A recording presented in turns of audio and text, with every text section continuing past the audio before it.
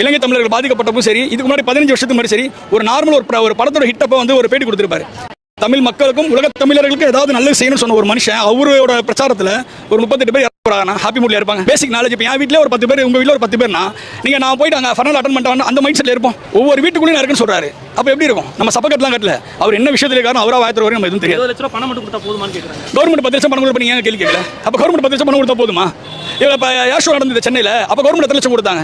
கலாச்சாரம் செட் 63%. அப்போ கவர்மெண்ட் என்ன பண்ணாங்க? 10 லட்சம் தானே கொடுத்தாங்க. இப்போ அதே 10 லட்சம் தானே. இந்த டிஎம்பி கவர்மெண்ட் ஒன்று வச்சு பிசினஸ் பண்ணும், நம்ம ஓட்டை வச்சு பிசினஸ் பண்ணும். இவ்வளோதான் உங்களுக்கு தெரியும். ரைட் தாங்க. அவங்க ஆட்சி இருக்கு அதிகாரம். இப்போ எப்படி சிஎம் வரும்போது மட்டும் அவ்வளோ போலீஸ் எப்படி வந்தாங்க?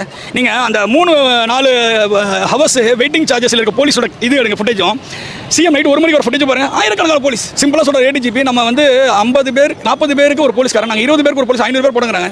கண்ணு நமக்கும் இருக்குது, மக்களுக்கு இருக்குது, பார்க்குறவங்களுக்கு எது உண்மை எது போய் நல்லாவே தெரியும். அங்கே இருக்கவங்களே சொல்கிறாங்க இது சதியோ சதி இல்லையோ. ஆனால் 40 பேர் இறந்து கண்டிப்பாக அக்செப்ட் பண்ண முடியாத ஒரு விஷயம் தான். இதை தவிர்த்திருக்கலாம். ஒரு மீடியாவில் யூடியூபர் ஒருத்தர் சவுக்கு சங்கர் சொல்லியிருப்பாரு, பிரச்சனை வரணுங்கிறதா டிஎம்கே எண்ணங்கிறதால தான் இந்த மாதிரி சின்ன சின்ன பிளேஸை கொடுத்துட்டு இருந்தாங்க. அவங்க சக்ஸஸ் பண்ணிட்டாங்க. என்ன அவங்க சக்ஸஸுக்கு நம்ம தமிழ் மக்கள் 40 பேர் பலிகாடு. அந்த கெட்ட பேர் விஜய்க்கு ஒரு பேரை கொடுக்கணுங்கிறது அவங்க எதிர்பார்த்து அவங்க நடந்துச்சு. இப்படியே தான் ஒவ்வொரு முறையும் அவங்க அழிக்கணும்னு எம்ஜிஆர் நினைச்சப்போ எம்ஜிஆர், அம்மா நினைச்சப்போ அம்மா இருக்காங்க. அடுத்து வந்து எல்லாரும் A team B team C team. அப்போ டிஎம்கே எந்த டீம்னு எங்களுக்கு தெரியல. அவரே ப்ரூவ் பண்ணாரு, கொஞ்சம் நல்லா இருக்கும். இப்போ விஜய் வந்து இதாகிடுவார்னு நினைக்கிறீங்களா? இது மூலியமாலாம் ஒன்றும் பண்ண முடியாதுங்க. இது வந்து நான் தான் சொன்னேன். இப்போ ஏர் ஷோ நடந்த பசியும் பழகி விளையாட்டாரா?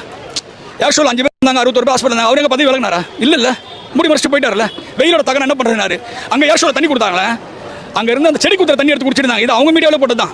இங்கேயாவது அட்லீஸ்ட் ஒரு சில தொண்டர்கள் வந்து வாட்டர் பாட்டில் எடுத்து கொடுத்துருந்தாங்க. கவர்மெண்ட் நடத்துற ஃபங்க்ஷன்லேயே சேஃப் கிடையாது. அப்புறம் நம்ம டிவிக்கு நடத்துற ஃபங்க்ஷன் என்னன்னு சொல்ல முடியும்?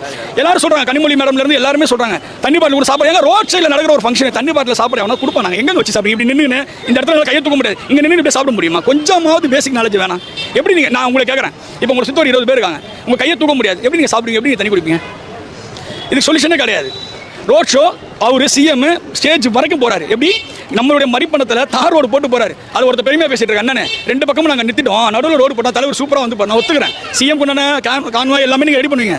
அவர் பட்டாசு வெடிக்கலாம், ரோட் ஷோ. இதே விஜய் மட்டும் நாமக்கல்ல இருந்து ரோட் ஷோ மேலே ஏறி முகத்தை கட்டி நினைச்சோம். இந்த கூட்டம் உண்மையாக இருக்கு. முகத்தை